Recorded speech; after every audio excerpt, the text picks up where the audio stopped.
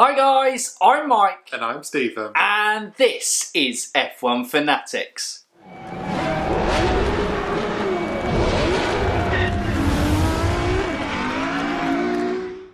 Welcome back to Track Comparison, and it's been a while. Just like Driver Rivalries the week before, it'd been a while from that, and it's our new kind of format on Wednesdays during this Corona break, so we get a bit of racing back.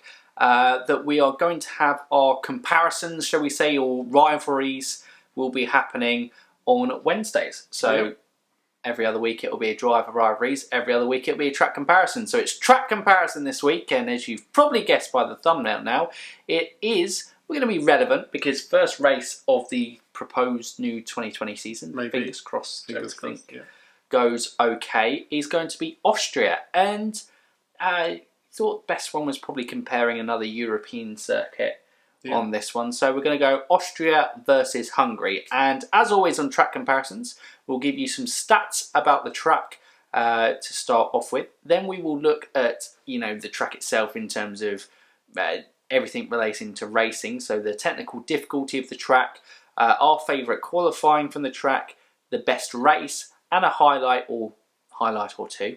Depends on kind of how generous we're feeling towards that track. And then we'll give our concluding thoughts before throwing the question over to you. What do you think's better? And for today, what do you think's better? Austria or Hungary? So I guess starting off with those stats, Stephen, Austria. Let's go. Let's do this. Okay, start off. The Austria Grand Prix, there's been about 3 different circuits, I believe. It was first introduced in 1970. It's been held there 39 times, so a couple of breaks in between then and now. The most successful driver there is Alain Prost with 3 wins. The last winner, of course, was Max Verstappen. The track length is 4.318 kilometres. The number of laps is 71. Fastest lap there is held by Kimi Raikkonen in his Ferrari, 106.957, and that was in 2018. The capacity is 40,000.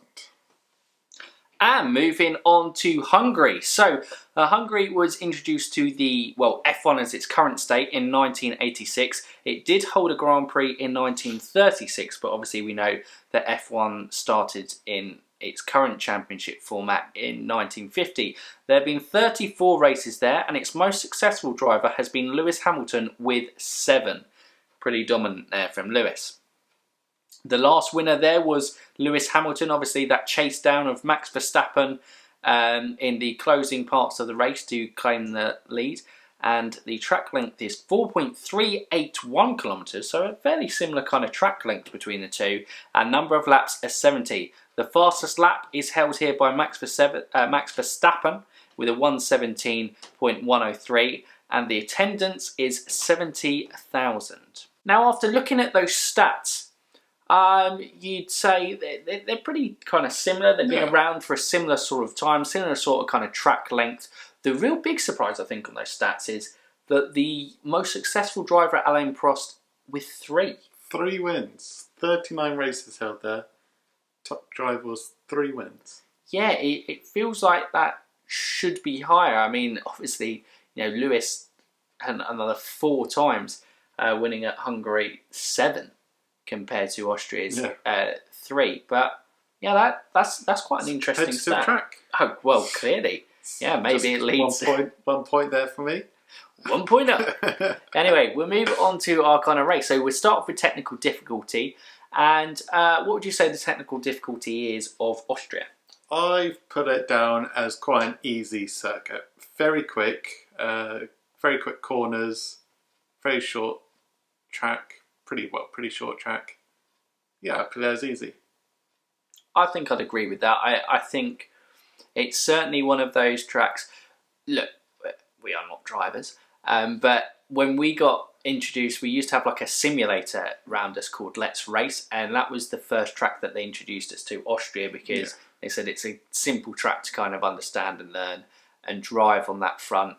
And it's quite fun to drive, and I'd say it's a really fun track to drive, but it's certainly as simple. For me, Hungary, I've rated it as medium. I think it's sometimes described as the Monaco without barriers because it's quite a narrow and overtaking section. But I'd say there's quite a few technically difficult corners in, as well as mixed in with some easier sections of the track. And I also really like that turn after, I think, sector 1, where it's going up the hill and that left-hander before the right-hander loop corner there. I think that's quite nice. That was, I think there was an oil leak last year. There wasn't there. I think in the F2 race there has been a leak. Yeah, the powder went down and it affected the F1 qualifying, I think, in some way. Maybe making that up, but I feel like that is correct. But yes, Meaning, agree with that? Yeah, I think that's fair. Yeah. So the technical difficulty out of the two, we are going with Austria is the easy one, and Hungary probably wins in this one, if you can say. It's the more challenging for drivers. Yeah. So, favourite qualifying lap? Up next. Well, I always find this section difficult because there's so many qualifying laps, and everyone is spectacular in their own way. So they come first. But I'm going for the 2019 one, Charles Leclerc last year, on the fact that he did in 64 seconds, I think, in maybe 63, and it was the fastest lap on the calendar. I think it's the fourth shortest circuit, but it was the quickest lap, the whole calendar. I think that's pretty cool. That is really impressive, actually, going there. And Charles was really impressive on pole positions. And to have the fastest one at a circuit, I think that's pretty one of note to say. That's good. Yes, the cars have got better and quicker, but still it's... Oh, the whole calendar. It's pretty impressive. And for the Hungaroring, my one is also a recent one, and it is also last year's race.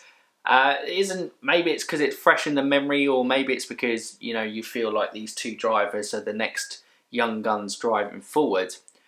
It's Max Verstappen, and it's because it's his first ever pole position. And so to get your first pole position somewhere is pretty impressive, I would say. And yeah, it was a pretty good pole, and he drove a very good race in Hungary. It was only because Mercedes could get that free pit stop in and a great set of laps from Lewis to catch Max at the end. Yeah. But it was a great weekend from Max Verstappen, and that pole position, his first ever one, was certainly one worthy of note. Yeah. But when we... Well, I was going to say you won me at Max Verstappen. That's all you had to say for the qualifying lap. Of course. Stephen was never going to argue, I think, on that front. Yeah. But best race, Stephen. What has been the best race at Austria? There may be a common theme. It wasn't intentional, but I'm going for 2019 again because of a certain spectacular fail followed by a spectacular race by the one and only Max Verstappen. I think, I can't remember what the problem was on the start, but basically he fell back very slow. By the end of the first lap, he was in 9th and basically climbed his way all the way back to the top with a daring move on Charles Leclerc, bit of contact, elbows out. He made it stick. He got the win. It was dominant, and it was a great drive. He wasn't dominant because he overtook Rice at the end, but it was a fantastic drive. Considering where he was, and he lapped Pierre Gasly. I think this was the first race he lapped Gasly. But considering where after the first lap, it was dominant after that. Yeah, I know. No one was stopping him. He seemed to read a little bit plays in with media, but you know they're like, we're not sure where he's getting this power from and performance, but he just kept storming, finding this pace, and it was a brilliant drive from Max Verstappen. And Austria for me it came after France, and it like ignited the season, didn't it? Yeah. And so I suppose that's also where it falls in quite nicely. And we had a run of really great races after Austria.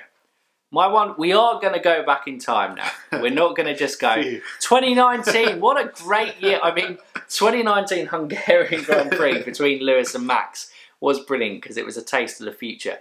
But I'm going to go back to the first ever wet or rain-affected race at the Hungaroring, and that was in 2006. And it was won by British driver Jenson Button, after 112 starts, he finally managed to get his first win within Formula One, and Honda's first win since, well, their return as a kind of constructor.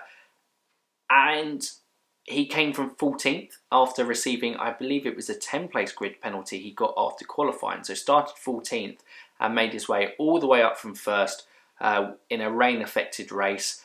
And it was brilliant hearing his emotions after that race. It was, yeah, just a fantastic drive. And we all know that Jenson's partial to a good performance in the wet or not. Oh, yeah. So that was a brilliant race for me, and I think it goes down as the best race at the Hungary. So we now move on to highlights. So just there were still very good races or very good moments, but didn't quite pick the top moment. Well, yeah.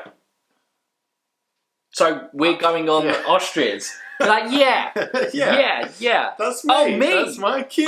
Me. It just has to be Max Verstappen. Max Verstappen, the highlight. No. Mine are, I've got 3. They're highlights and just cool facts. So I'm going to start off with, let's say, the 2002 Grand Prix. Barrichello was cruising. He was in first. He was going to win. But little Ferrari. Who was team principal in 2002? Jean Todt. Yeah. Oh, of course. Sorry. I should have known. He got on the phone to Rubens. Get out the way. Shuey's coming through. Team orders. Boom. Schumacher wins. Crowd in terrible mood. I think then Schumacher was on the podium.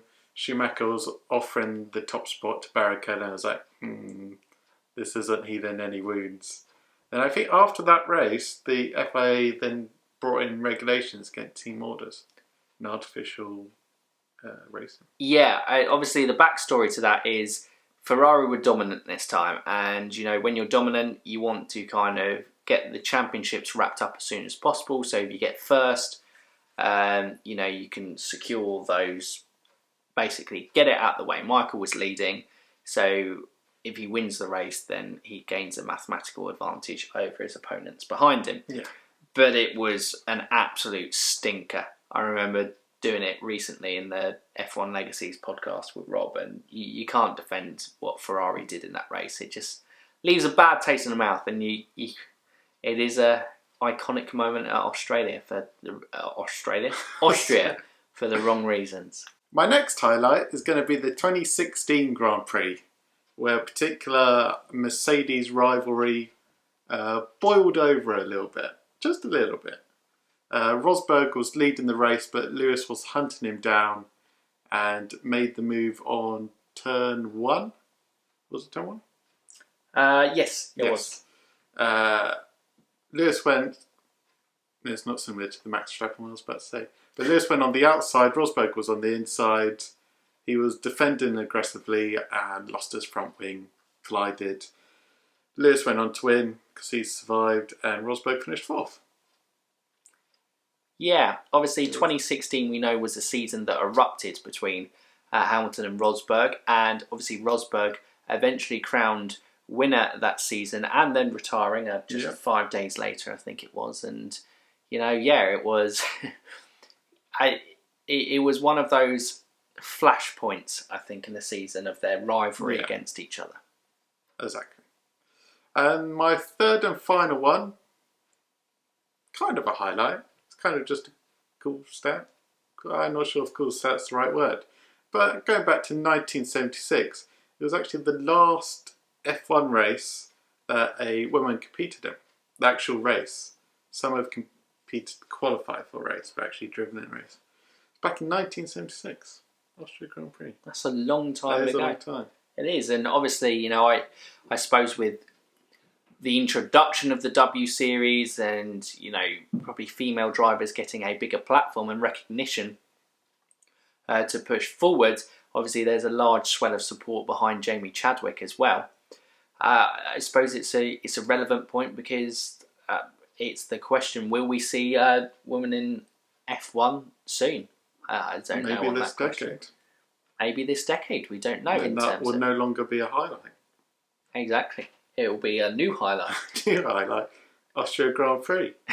First race in 30, 40 years. That is a long time. Think about it. How many... Yeah. I'm not going to do the maths. I'll make myself look stupid. It's a long time. It is a very long time in that aspect. And I've only got one highlight. And I promise we're not just fanboying here. Because obviously a few points for Stephen have been Max Verstappen. And 2003 was the first career victory of a young Fernando Alonso for Renault. And it's a highlight because it's his first win. And an interesting fact, he never won at the Hungaroring again in his career after that first win. So one and only with Fernando Alonso. Yeah. But it was the start, obviously, of what would become a mixed career. But essentially, the time in Renault was positive, and it was the start of a positive journey with Renault. He kind of had shown his young promise, and he was able to secure a race win in his first season with Renault. So, impressive. Nice. That's a highlight. It's a highlight, okay? Let me have it. Number one! No, that's Seb. Oh, God. We're going crazy. Anyway, we should get on to our concluding thoughts on this track comparison. So, Stephen, you've pitched for Austria. Is Austria the track that you think is the better circuit? Or do you think Hungaroring is the better track? I've got to go Austria. I think it's better racing there.